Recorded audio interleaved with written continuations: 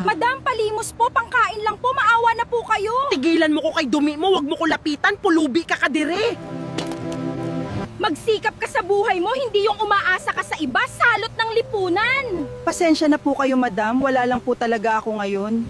Ay nako, hanggang ngayon ang dami pa ring taong tamad at palaasa, ayaw magtrabaho para umasenso naman buhay nila, nakakasira ng araw. Ano na nagagawin ko nito? Wala akong maipapakain sa mga anak ko. Bakit ba kasi kami mahirap? Kahit ginagawa ko naman ang lahat, di pa din sapat. Na-stress ako kanina, makakain na nga lang ng mga favorite ko, ang sarap nito. Kaya maganda talaga may pera ka para makain mo lahat ng gusto mo. Mga anak, ito muna ang paghahatian nyo sa ngayon. Walang kinitang pera ni nanay, kaya hati-hati lang muna ha, wag mag-aaway. Buti pa si madam, nabibili niya lahat ng gusto kasi mayaman siya.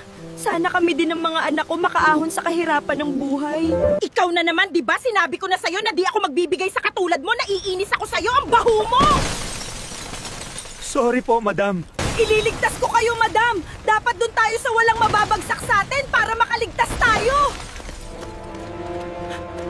Okay ka lang ba? Salamat sa ginawa mo para sa akin. Nasaktan ka tuloy. Pasensya ka na sa lahat ng ginawa at sinabi ko sa'yo.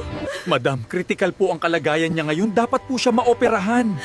Gawin niyo ang lahat para mabuhay siya. Ako ang bahala sa lahat. Patawarin mo ko, babawi ako sa'yo. Mabuhay ka lang, magbabago ako, huwag ka bibitaw. Tinulungan mo ko kahit masasakit na salita sinabi ko sa'yo.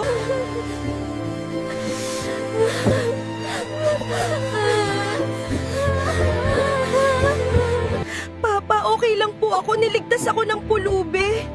Ikaw kung gusto mo malaman ang susunod, i-follow mo na ko. Bilis mo.